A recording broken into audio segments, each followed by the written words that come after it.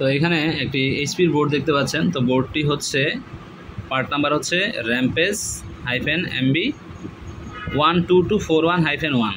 তো এইচপির এই বোর্ডটিতে একটা কমন প্রবলেম হয়, যেটা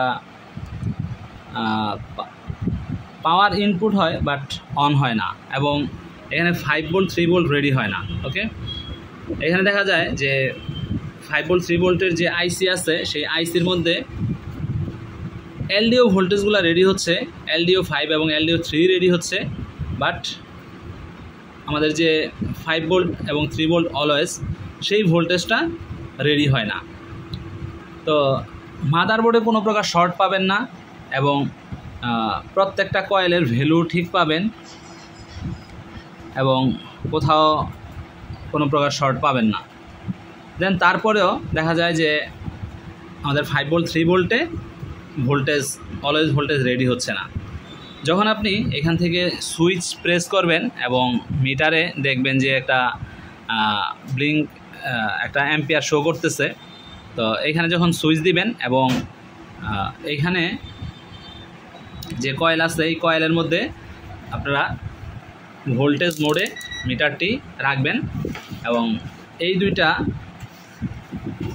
প্রোবকে এভাবে ধরবেন, ধরার পরে আপনারা সুইচটা প্রেস করবেন। ওকে, এভাবে ধরার পরে আপনারা সুইচটা প্রেস করবেন, দেখবেন যে এখানে আপনার 3 ভোল্ট এবং 5 ভোল্ট আসবে, এবং আবার সাথে সাথেই সেটা চলে যাবে। ওকে, তার মানে সেটা আসতেছে বাট সেটা থাকতেছে না, ভোল্টেজটা সে ধরে রাখতে পারতেছে না। ওকে, তো এই প্রবলেমটা হওয়ার কারণ হচ্ছে যে আপনার মাদারবোর্ডের যে পিসিএইচ আছে, তো এই পিসিএইচটাতে অনেক সময় ঠিকমতো পাওয়ার ঠিকমতো সিগন্যাল জেনারেট করতে পারে না।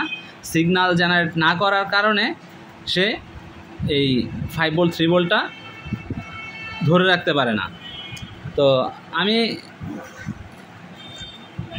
যে কাজটা করছি সেটা হচ্ছে এই, মানে আপনারাও যে কাজটা করবেন, যদি এখানে 5 ভোল্ট 3 ভোল্ট সব ঠিক থাকে এবং 5 ভোল্ট 3 ভোল্ট রেডি না হয়, সেক্ষেত্রে হচ্ছে জাস্ট বোর্ডটার সকল পার্টস খুলবেন।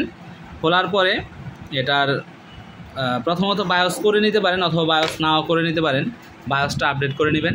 বায়োস আপডেট না করলেও না করার আগেও আপনি এই কাজটা করতে পারেন। জাস্ট এটাকে ভালো করে ওয়াশ করবেন, থিনার দিয়ে ভালো করে ওয়াশ করবেন। এই পিসিএইচের ভিতরে ভালো করে থিনার দিবেন, এখানে ভালো মানের থিনার দিয়ে এটাকে ওয়াশ করবেন, এবং এখান থেকে যে বায়োস ব্যাটারি আছে, বায়োস ব্যাটারি খুলে নেবেন, প্রসেসর খুলে নেবেন, ফ্যান খুলে নেবেন, দেন হচ্ছে র্যাম খুলে নেবেন।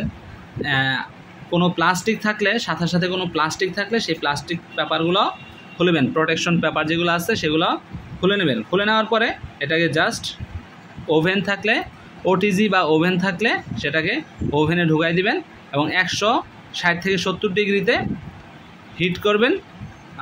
টেম্পারেচারটা দিয়ে জাস্ট 8 থেকে 10 মিনিট এটাকে হিট করবেন। দেন ঠান্ডা করে আপনারা পাওয়ারটা দিবেন, দেখবেন আশা করি যে আপনাদের প্রবলেম সলভ হয়ে যাবে।